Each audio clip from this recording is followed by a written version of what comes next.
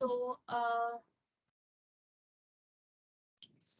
hello, good evening. Welcome to today's session. Since this is a session that was postponed from last week, today we will be covering the topics that were a part of week four. And under that, first I will be going over the questions that were part of the previous week's assignment. And try to address whatever was covered under the purview of that.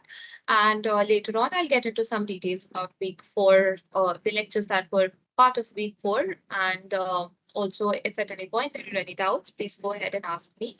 And any doubts which are part of week four's assignment or any further queries regarding the topics covered in that week will be taken up in the session that I'll be conducting on Sunday, which is part of the regular schedule. So we can get into that at that point of time. So for now, let us first go over the questions that were part of the previous week's assignment. So in week three, the first question that was asked to us was about which of the following is explained by Mendel's laws of genetics. So if you remember correctly, the initial lectures they had uh, they had covered the topics were under Mendelian genetics, and there we had discussed the topics which were there we had discussed both Mendelian as well as non-Mendelian genetics and the concepts which are covered under it, the way in which Mendel had carried out his experiments, what was the basis of it, how reliable it is, and what advancements have been made from the concepts that Mendel had initially proposed. So, as per the three laws or three concepts that were presented by Mendel, this question is asking about which of the following actually gets explained by his laws. So the answer to that is the fact that there is segregation. Uh, the reason being that if you remember the way we had discussed that you make a Punnett square and you have two parents, a male and a female parent. The parental generation produces gametes, and the possible combinations of gametes eventually give rise to different genetic makeup or different genetic backgrounds for the first filial and second filial generation, and so on and so forth. So, based on that, the concept of segregation is explained by Mendelian genetics. Um, Second, the other topics are, of course, not under the concept of it. Incomplete dominance and codominance, these are, so to say, they are deviations from the concept that Mendel had proposed because they show some sort of if you talk about the concept of incomplete dominance, it shows that there is some sort of an intermediate phenotype which can exist between the dominant and the recessive phenotype, which is not what Mendel had initially proposed, but it is in fact what we can see in the living world around us. Particularly, one very common example is for the snapdragon flower and the colors in which you can see the colors of the flower petals that you can see. So there are red flowers, there are white flowers, and somehow there is a mixed sort of phenotype, which is the pinkish color, and that is attributed to incomplete dominance between the alleles that give rise to those colors. The other concepts here are codominance, where both of the alleles are considered to be equally dominant.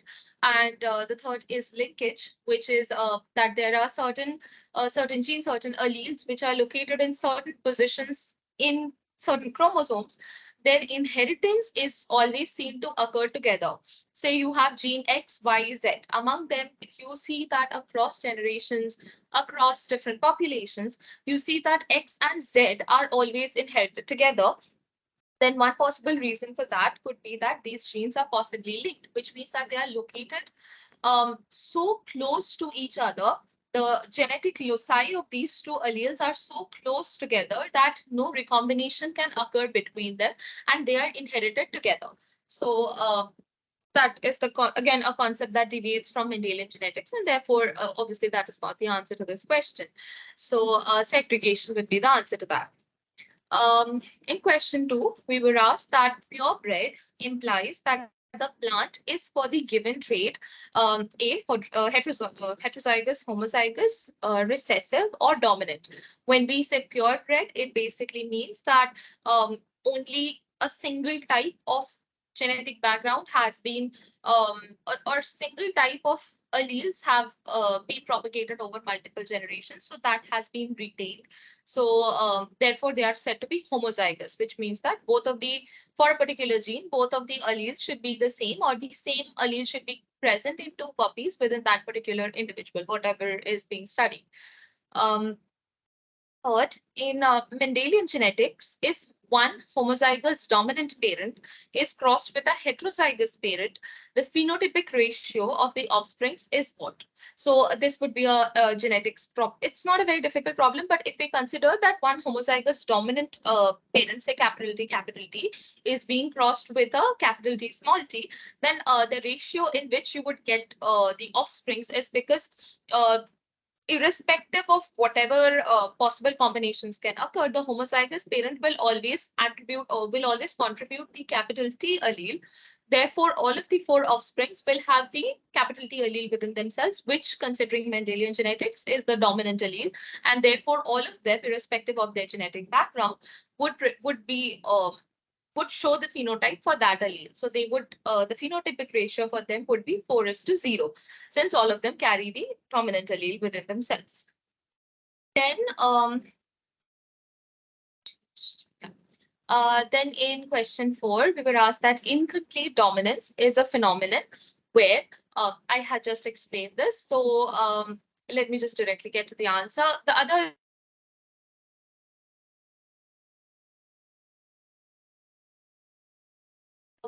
dominance, or that is what basically Mendelian genetics is also claiming, when both alleles are equally expressed in the same individual, hence and hence both phenotypes are seen separately. No, both alleles are not expressed, then at all you would not be able to see the phenotype that is caused by either of the two alleles. In option 4, we are asked that both alleles are partially expressed, and as a result, an intermediate phenotype is observed, which is the correct answer for this question as well. So incomplete dominance is a condition where you're getting an intermediate or a mixed phenotype.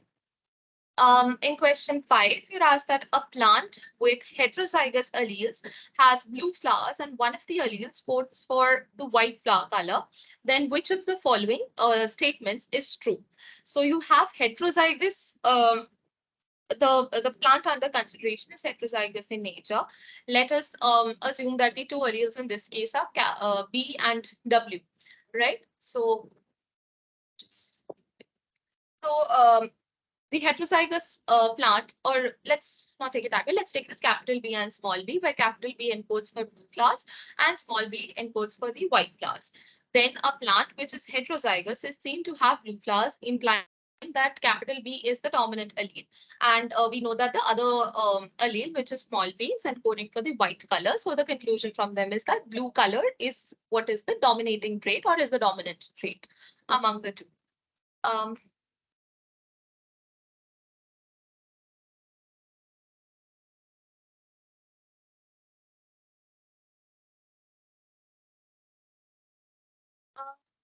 Then two different enzymes can catalyze the same metabolic reaction independently. What is an example of?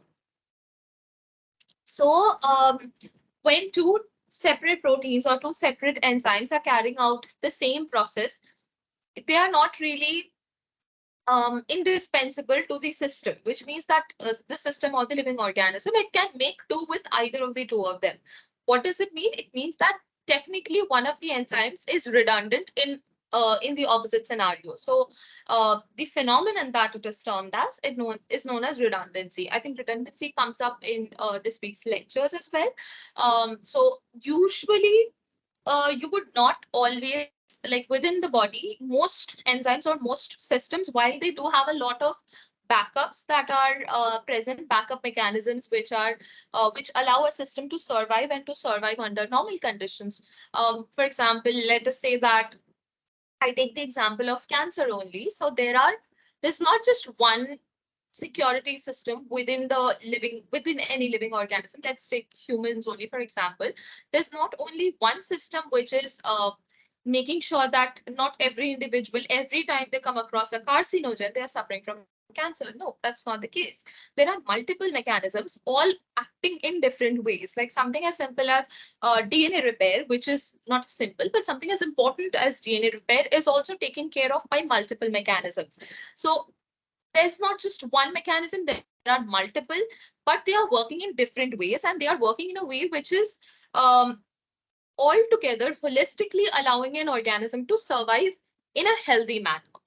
But when you have two systems which are performing, or two enzymes in this case that are performing the exact same function, that is not very useful to the system. It is technically by extension a wastage of energy, and therefore it's a redundant investment for the cell, redundant investment of energy or ATP for the cell. So redundancy is usually avoided in a biological system, but you will certainly find some examples or some exceptions to the same as well. So that was question 6. Then in question 7, we were asked that which of the following is the most abundant biomolecule found on Earth? So not much to discuss about that. You have lipids, proteins, carbohydrates, and nucleic acids. And certainly the answer to this is carbohydrates. I think we have discussed this in one of these sessions as well. In question 8, we were asked that a test cross is performed to determine the genotype of a tall plant. The cross results in all tall plants. Then what is the genotype of the parental plant? So technically, this is the objective of performing a test cross as well. So if you remember the concept, you're crossing the homozygous recessive plant with that of some sort of a dominant phenotype. You do not know whether it is homozygous or heterozygous, and that is the objective which you are that is the objective of the entire experimental setup, to find out what is the genotype.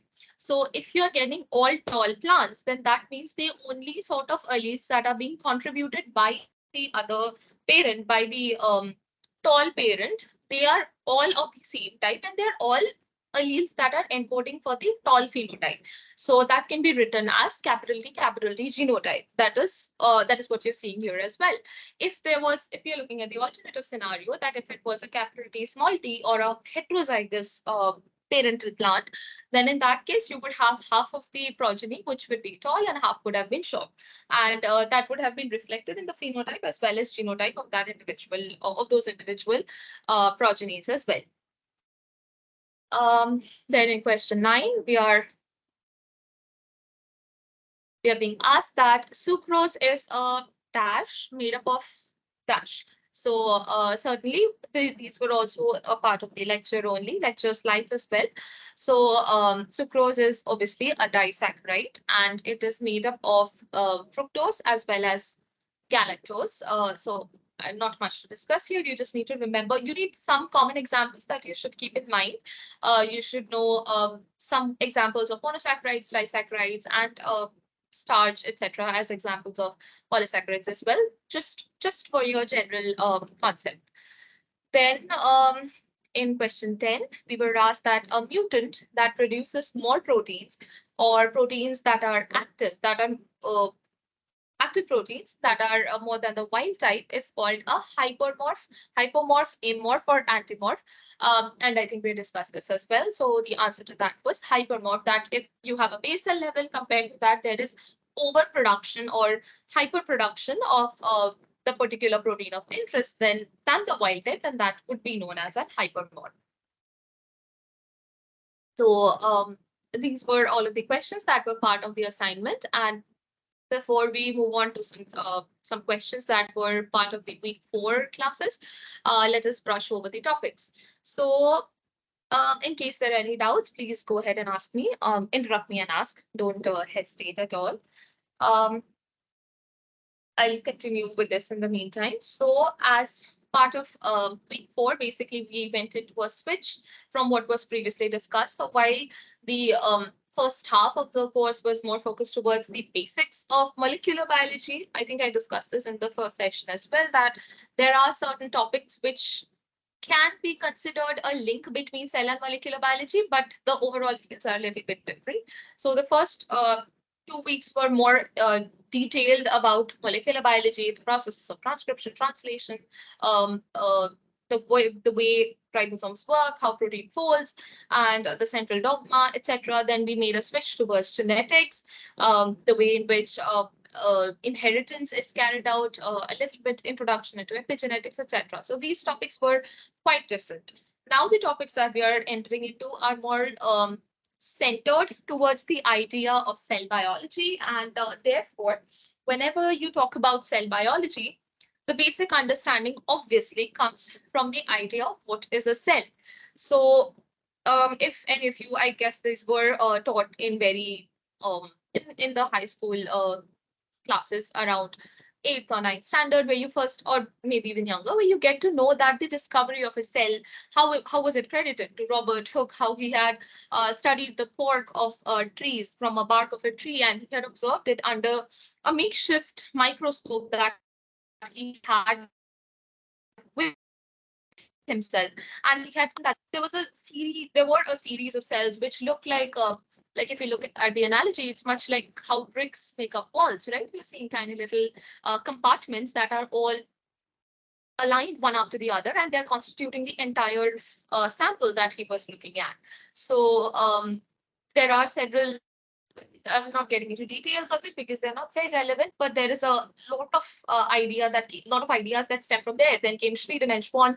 They gave the idea of what are cells, that cells are giving rise to more cells, and that is how they are continuing to expand in number. So the basic idea that whenever the concept of a cell was understood, the first thing that scientists wanted to do was to see it, right? So for visualization, which is still date one of the most important concepts whenever you're working in most fields of biology, whether it be structural biology, whether it is somebody who works in an imaging lab, somebody who works in molecular biology like I do, or any other field which is even except I think bioinformatics, most of the fields, even bioinformatics for that matter, they work on simulation. But ultimately, the goal is to see, because whatever you can prove via experimentation,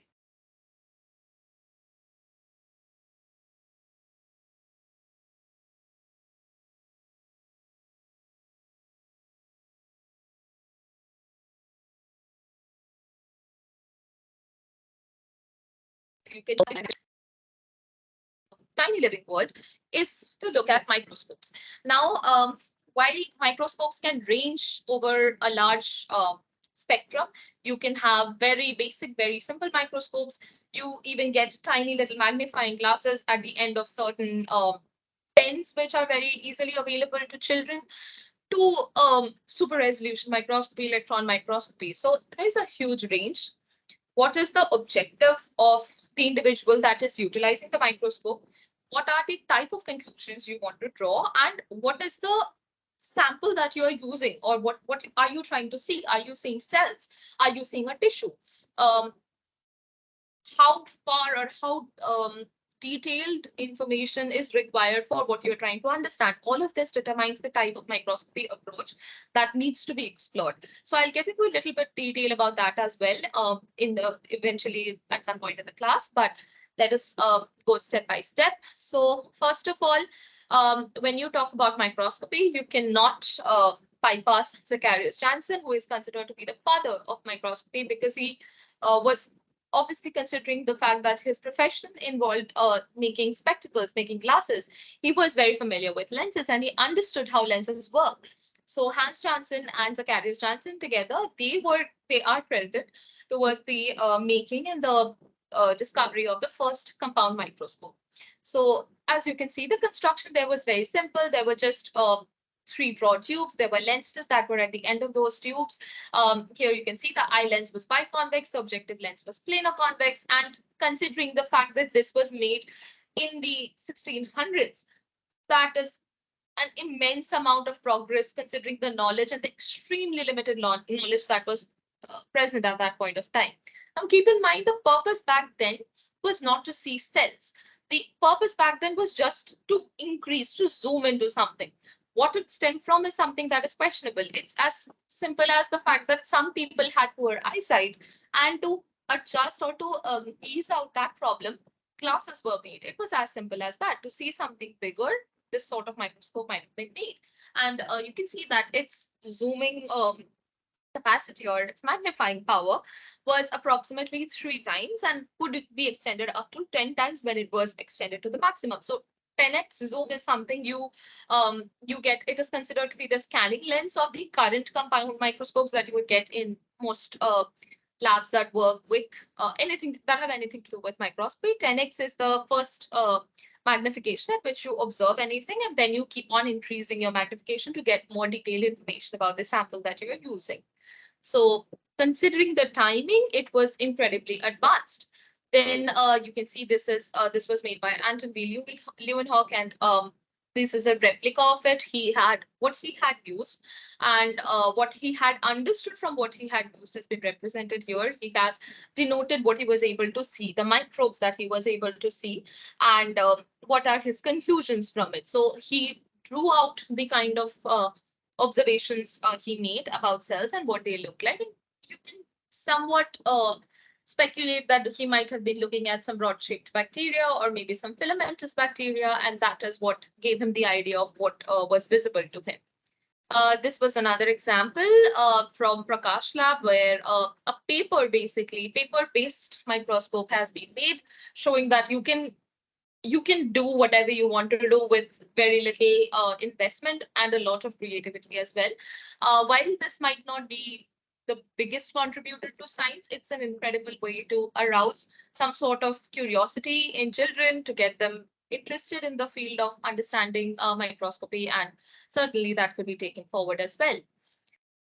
Here you can see some of the label parts. I'm not getting into detail about it because I don't think it's very relevant, but just in case if you ever want to, you can see this is the example of a compound microscope where you can see there's obviously a base. There certainly has to be a source of light, condenser lens, which will focus the light onto your sample, the stage on which you will place your sample. You'll have multiple objective lenses.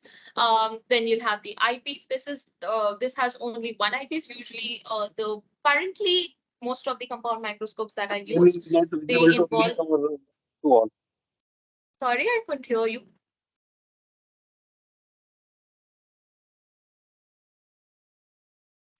Who was To me, it? screen is not just problem with me or for all. Uh, Nobody can see the screen. I didn't realize that. Is there an issue? Can someone else let me know, please?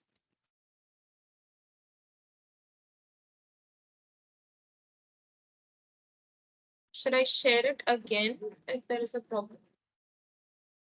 Just try once.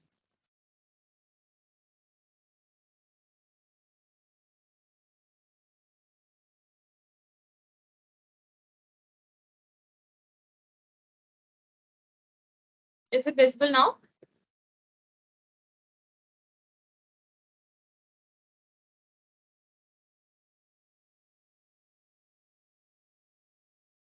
Who is it? Ajay K. Is it visible now? Please let me know. Yes, madam. I am assuming it is visible. So, yeah, so we were talking about the different parts of a microscope. This is the neck. There are different controls for shifting these coaxial stage controls are basically like little knobs, kind of, you can think of them, which allows you to move your entire sample set forward, backward, or left, right. So usually you do that instead of moving your entire sample because say if you're handling some mammalian cell culture dish, which is obviously something you want to be sterile, and you're observing it somewhere which is not so sterile, you don't want to touch some other surface and then touch your culture dish. So these controls are useful in that case, that you're not directly in any way bringing any contamination to your sample. And certainly you have the fine adjustment and the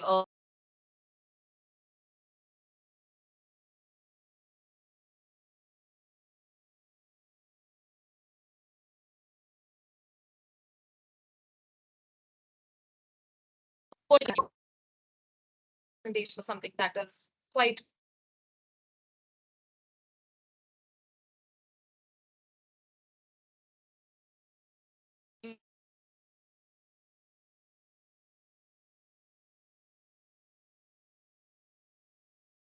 in this a portion of that connected or something. Yeah, so what you observe, if your information or if your knowledge is partial, it will only give you a partial conclusion as well. But somebody.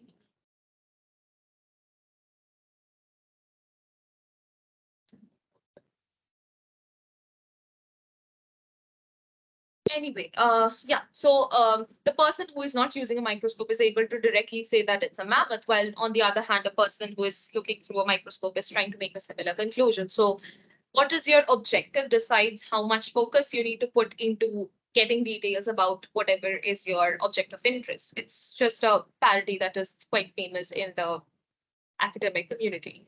So anyway, like I was saying, there's a huge spectrum over which you can get light microscopes. You can see, you can get microscopes. In fact, you get light microscopes. You have, the further you go on, you have lasers, and then you have electron microscopy. So depending upon the resolution of the microscope and the depth of focus that that microscope can go into, the source of illumination can vary, and it can eventually lead to much more detailed or much less detailed results depending on how you're proceeding.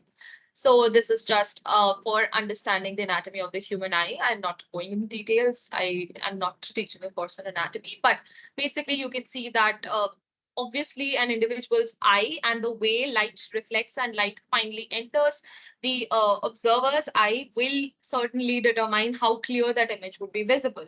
And obviously you can't adjust the eye lens. So what you adjust is the microscopic lens, which is why we were talking about the coarse and fine adjustments as well. So this is an example of how magnification within the microscope occurs. You have the eyepiece, you have and specimen here, and where you can, the way light forms or the way light reflects across these multiple lenses to finally form an image at the back of the eye, at the retina, is the process which has been demonstrated here. Um, this is the image formation in an optical microscope. Then the concepts of diffracted and undeviated light in image formation were shown. So the concept of diffraction, as you already know, this has also been represented here. As you already know, it comes from basic concepts of physics, from the fact that when light is, so like you saw, light, if it is incident from the bottom of the sample, it will pass through the sample, and before it can go through any other different sources, what happens is every time light it is passing through a different idea, a different sort of media or different sort of environment, it bends, or there is a shift in its angle, which is basically what diffraction is, which is why when you want to get the least possible distortion in the way in which light is getting reflected, what you effectively want is to minimize the difference in these, sorry, the difference in these refractive indices. And for that, what is usually done is that we sort of bring a, what should I say? We usually introduce something which minimizes this refractive index, and that mostly includes oil. Some immersion oils are present, and those oils, what they effectively do is they allow that light to pass through that oil and then enter the then proceed further without getting unnecessarily diffracted, so that the image resolution that you get ultimately is more crisp. There is minimal amount of distortion, and what you observe is actually what the sample looks like. So that is what is the objective. So here, like you can see, it has been shown that effects of the immersion media on diffraction orders captured by the objective. So failure of the objective to grasp more than the diffractive order results in an unresolved image. So you need to make sure that you minimize these differences between the two, and you can capture a very high resolution image. Um, these are concepts of objectives and condensers. I'm not getting into details of these. These are simple, not simple, but they are well discussed in the lectures. You can go over them. But yeah, certainly keep in mind the formula for numerical aperture, which is ensign or ensign alpha 1. So alpha is 1/2 of the objective's opening, and eta here is the refractive index of the immersion medium, which is used between the objective and your sample cover slip. So which is mostly 1.5 which is for oil that is mostly used, which is almost the same as glass, which is why you utilize oil at all to minimize these difference in refractive indices. And when that is air, it is eta or refractive index is 1. So here you can see how microscopes have evolved over a long period of time, and how much they can resolve as well. So you have obviously the human eye has limited capacity.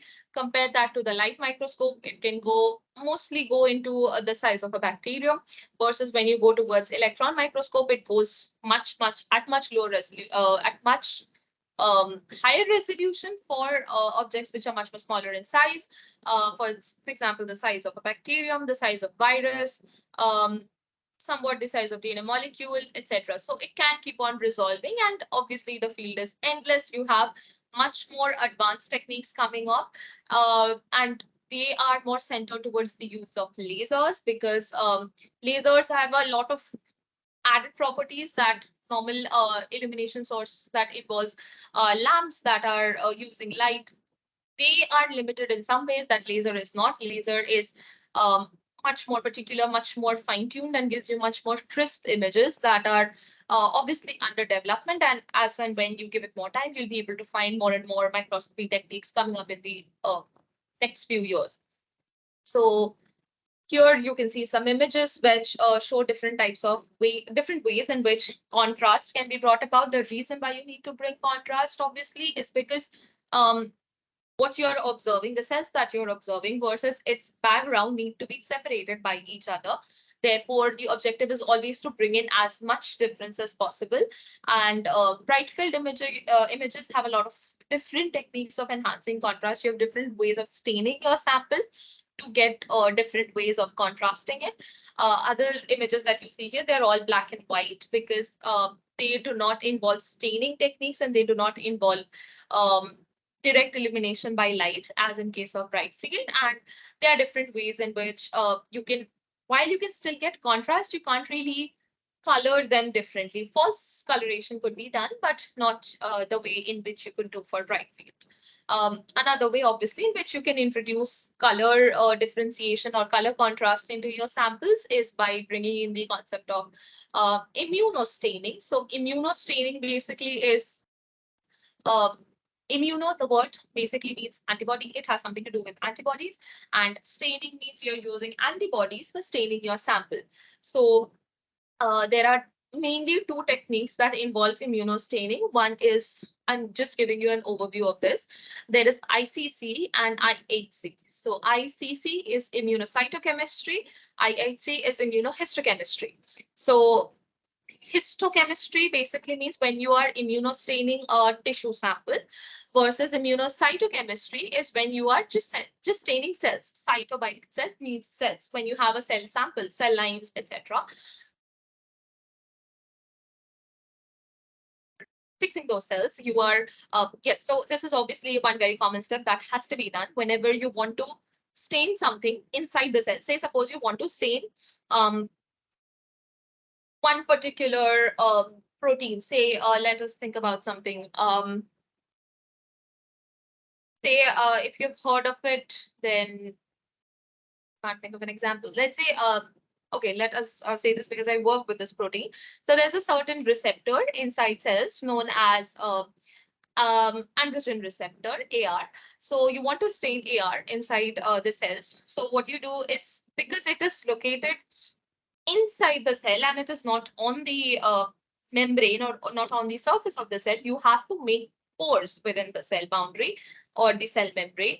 And that step basically is known as permeabilization. So you permeabilize the cell, allow your antibodies to enter into the cell cytoplasm, and if necessary, enter into the nucleus if it is a nuclear protein, and you allow incubation. Or incubation basically means giving it time, giving the antibody time to find its particular target and bind to it. So you give it that time, and after you have given it that time, what you do is you then excite that cells or those cell populations with whatever is tagged to that antibody, and you get a fluorescence out of it, and you capture that, and you'll be able to see where exactly within the cell the different locations in which your particular protein of interest is located. So that is another way in which you can obviously bring in contrast. And as you can understand, it's a very specific technique. You would need to have specific antibodies for whatever you want to stain. You would have to invest a lot of money. It would be a time-consuming process, and it would have a lot of limitations as well. So while it has advantages, it has disadvantages as well. So more general technologies are obviously preferred, but immunostaining is certainly something you can do, and it is very widely accepted as well.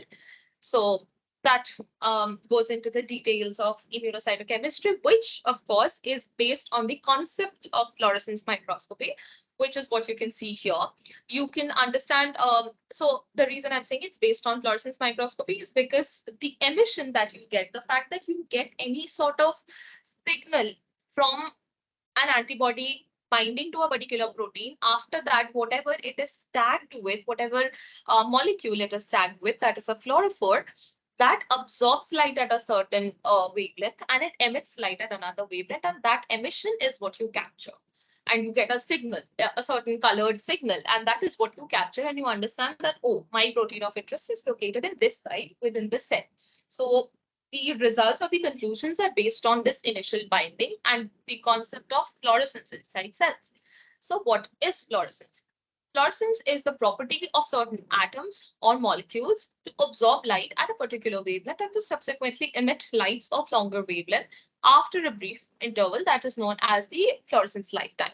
So like you can see here, initially, if you consider those atoms or those molecules to be present at the ground state, they get excited upon some incident or radiation that is coming in is exciting it.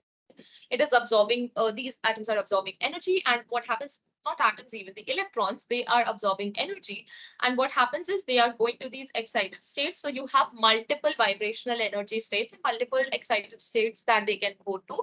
And after some brief period of time, they are coming down to lower energy states that is known as vibrational relaxation.